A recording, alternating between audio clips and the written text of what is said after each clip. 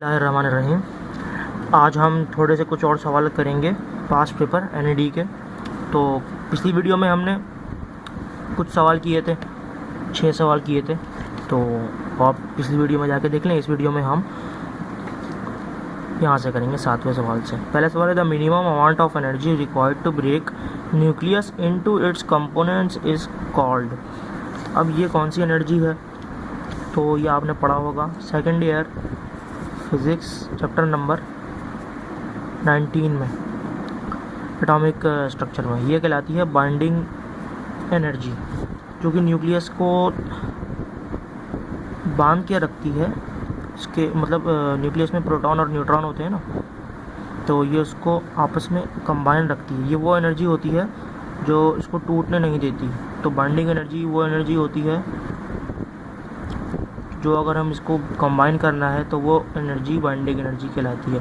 इसको तोड़ने के लिए भी यही एनर्जी देनी होती है, इसी के बराबर। इसकी बाइंडिंग एनर्जी है 2 जूल। तो इसको तोड़ने के लिए कितनी एनर्जी चाहिए होगी? 2 जूल ही, वही एनर्जी चाहिए होती है। तो क्या हो गया? The minimum amount of energy required to break nucleus into its component binding energy. The distance between 2 adjacent antinodes of wave. ये तो सबको पता है। कितना डिस्टेंस होता है? π/2। नोड,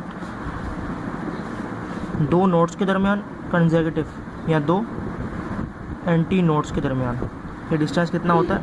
π/2। एक वेव होती है पाई की, उसकी वेवलेंथ होती है। नोड्स और एंटी नोड्स हाफ डिस्टेंस पे होते हैं, इसलिए π/2। इन आइसोबैरिक प्रोसेस क्या कांस्टेंट रहता है? आइसो का मतलब सेम, बार प्रेशर का यूनिट है। प्रेशर के बहुत सारे यूनिट हैं जिनमें से बार भी एक यूनिट है। तो आइसो मतलब सेम, प्रेशर सेम। क्या? प्रेशर इज कांस्टेंट का ये रहा बी। आइसोबैरिक प्रोसेस का ग्राफ भी आया था। पीवी डायग्राम कैसे होती है आइसोबैरिक प्रोसेस की? प्रेशर कांस्टेंट है, यानी कि हाइट में नहीं जाएगा। ये इसका ग्राफ था, ये 2018 में आया हुआ था। सही।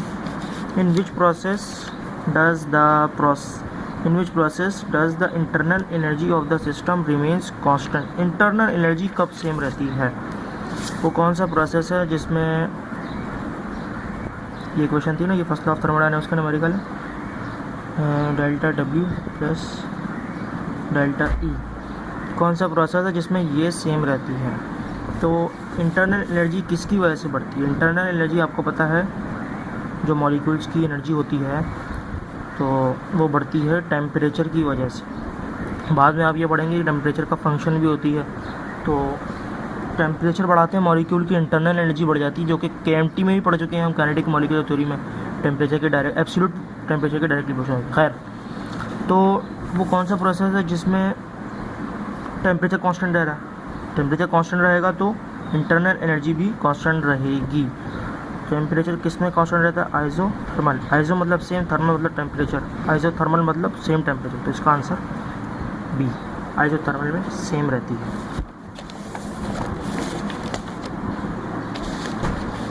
अब हम देख लेते हैं आगे के। An ideal heat engine operates, ये न्यूमेरिकल है, in Carnot cycle between the temperature 227 and 127 and it absorb 600 joule of heat energy. Find the work done. Work done मालूम करना है, और हमें क्या दिया हुआ है? T2 T1 दिया हुआ है और Q दी हुई है। फाइंड वर्क डन, इसके ऑप्शन नहीं दिए हुए, फिर हम कर लेते हैं कैसे होगा। हमें दिया हुआ है T2 T1 Q, वर्क पूछा हुआ है। ये 600 है और ये है 127 और ये है 227। T2 हमेशा छोटा होता है T1 से, ये तो हमें पता है, ये कार्नोट के लिए। तो उसके बाद हमारे पास 2 फार्मूले। अच्छा, वर्क डन मालूम करना है। एफिशिएंसी का एक फार्मूला ये होता है 1 - T2/T1 इंटू ये होता है, और दूसरा होता है work done upon Q, output upon input. ये वाला इससे है, ये जनरल डेफिनेशन से।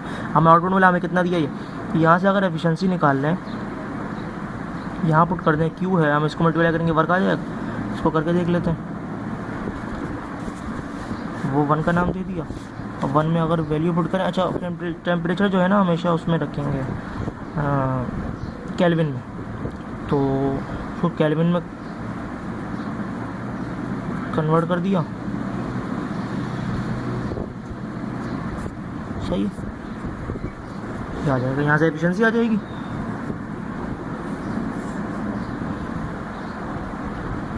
एफिशिएंसी कितनी आ रही है कैलकुलेटर,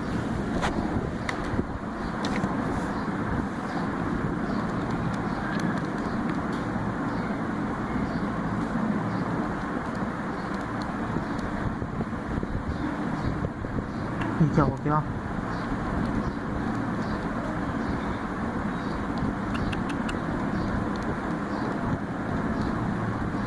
ऐसे होगा,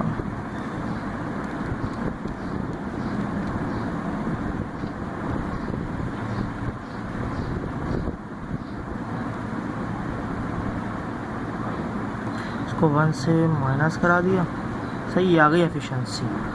अब इसको 100 से मल्टीप्लाई नहीं कराएं क्योंकि फिर वो दोबारा वो करना पड़ेगा, 0.2 आ गया, अगर परसेंटेज करेंगे तो 20% आ गई, तो इसको नहीं कराएं। अब देखें इसमें पुट कर दिया हमने, W/Q है, ये कितनी है 0.2, ये कितना है 600, यहाँ से वर्क आ जाएगा 0.2 मल्टीप्लाई बाय 600 कर दिया हमने, 120 जूल आंसर है इसका, जूल में ही आएगा क्योंकि हमें एनर्जी कितनी दी हुई है जूल में। A charge Q is enclosed in a Gaussian surface if radius r, if its radius is doubled then delta Q will be, change in flux कितना हो जाएगा अगर हम गॉसियन सरफेस है, कोई भी गॉसियन सरफेस ले लिया हमने, गॉसियन सरफेस का फार्मूला क्या होता है, charge enclosed divide by epsilon not, flux कितना आता है, ये हमने गॉसियन लॉ में पढ़ा था कि चार्ज जो फ्लक्स जो बाहर आता है, फ्लक्स जो इमिट होता है गॉसियन सरफेस के, वो रेडियस के इंडिपेंडेंट होता है, दो चीज़ों पर डिपेंड कर रहा है, क्यू पे और एप्सिलॉन नॉट पे। तो कितना रहेगा ये, चार्ज इनक्लोज किया, रेडियस डबल करें ट्रिपल करें कुछ भी करें तो रिमेन सेम रहेगा डेल्टा क्यू, इसको कोई फ़र्क नहीं पड़ेगा। If positive terminal of the battery is connected with P terminal and negative terminal connected with N terminal of diode, तो ये कौन सी बात होती है, फॉरवर्ड, पॉजिटिव को नेगेटिव से करें, पॉजिटिव को उससे करें एन टर्मिनल से, एन टाइप से, और इसको नेगेटिव को पी टाइप से करें तो वो रिवर्स होगी, लेकिन ये वाली फॉरवर्ड है। P type semiconductor will be P type semiconductor will be formed by the doping of gallium and indium। इसको ये इसकी थ्योरी में देखना पड़ेगा, इलेक्ट्रॉनिक्स अगर आपने पढ़ा है तो आपको ये मालूम होगा कि किस तरह जो है ना P टाइप को हम 3rd ग्रुप में या 5 ग्रुप में मिलाएं तो वो। अब black body when heated it emits, ये भी पता होगा सबको कि अगर हीट करते हैं तो ऑल टाइप की, ये तो सिंपल सा न्यूमेरिकल, ऑल टाइप की रेडिएशन होती है। Focal length of lens numerical है, एक लेंस की फोकल लेंथ 30 सेंटीमीटर और इमेज फॉर्म हो रही है 5 times magnified than the object, image जो फॉर्म हो रही है वो 5 गुना है, यानी कि मैग्नीफिकेशन इसकी कितनी है 5, कोई यूनिट नहीं होता इसका। Than the object, find the object distance, object distance मतलब P, और फोकल लेंथ कितनी दी हुई थी इसकी 30 सेंटीमीटर।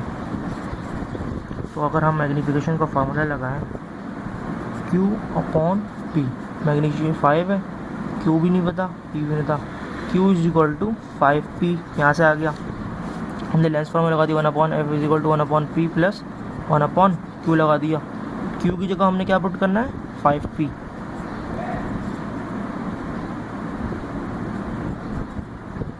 वन अपॉन 5P आ गया। यहाँ से देखिए अगर नॉन रहेगा यहाँ से P आ जाएगा, कैसे आएगा, इसका 2 तरीके हैं एलसीएम लेने के, आप अपने वाले तरीके से लेना, इसको यूं करते हैं और आपस में मल्टीप्लाई कर देते हैं, दोनों तरीके ठीक है, सही। क्रॉस मल्टीप्लाई कर दें 5P is equal to 6 multiply by 30, P is equal to 6 multiply by 30 upon 5, 6 multiply by 30 upon 5 कितना आ गया 36 सेंटीमीटर ही आएगा, अगर देख लें वहाँ मीटर में दिया 36 centimetre. At -273 kelvin the velocity of molecule is equal to, अब देखिए भाई इतना कम टेम्परेचर है, -273 केल्विन है वो भी, इसको सेंटीग्रेड में कन्वर्ट करेंगे तो बहुत कम बनेगा, वो कुछ 500 कुछ बनेगा, इतने पे तो कोई गैस रहती ही नहीं है। आखिरी गैस जो लिक्विफाई होती है वो मेरे ख्याल से -200 सेंटीग्रेड इसके आसपास हो जाती है। तो मॉलिक्यूल, तो वेलोसिटी ऑफ मॉलिक्यूल इसमें तो कुछ रहेगी नहीं, जम जाएगा वहाँ पे, लिक्विफाई हो जाएगी, बर्फ़ बन जाएगी। कोई भी गैस हो, कोई भी लिक्विड इतना कम टेम्परेचर पे तो नहीं रहता, तो कितनी हो जाएगी, ज़ीरो वेलोसिटी हो जाएगी। If charge E is moving in a magnetic field B of mass m and velocity v, then the radius of the circle. Chapter number 14 का न्यूमेरिकल है ये, इसकी थोड़ी सी डेरिवेशन है।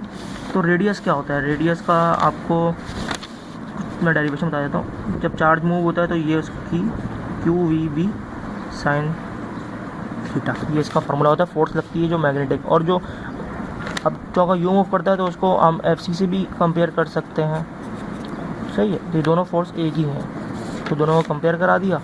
QVB sine theta is equal to mv² upon r, चार square नहीं, centimetre force का formula mv² upon r होता है। r निकालना है तो आपने इसको यहाँ भेज दिया, v², अभी यहाँ पे आएगा तो ये QVB साइन थीटा, v से एक v कट गया, r is equal to mv upon QB, और साइन थीटा कितना होता है, 90 डिग्री होता है, जाहिर सी बात है। सेंटीमीटर फोर्स के अंदर थीटा कितना होता है, मोशन यहाँ हो रही होती है, और यहाँ पे थीटा कितना बनना होता है, 90, तो साइन 90 होता है 1, सही है। तो ये आ जाएगा आपका रेडियस ये है, r is equal to mv upon QB। तो यहाँ पे चार्ज E था, Q नहीं था, इसलिए E ले लें, मसला नहीं। NaCl crystal is use for diffraction of x ray और ब्रैक्स डिफ्रैक्शन, दोनों के लिए यूज होता है, सही। A mass attach to a string rotated at constant speed in a horizontal circle will fly at off tangent if the string breaks. एक पत्थर को हम घुमा रहे हैं रस्सी के बांध के, यूँ वो टूट जाए अचानक से, स्ट्रिंग ब्रेक हो जाए और पत्थर जो है वो जाने लगे। ये थोड़ा लॉजिकल है, रीजनिंग है, इस तरह के एक दो आ जाते हैं, तो मुश्किल जो आते हैं एक दो आ जाते हैं इस तरीके के। तो इसका आंसर है इनर्शिया। At the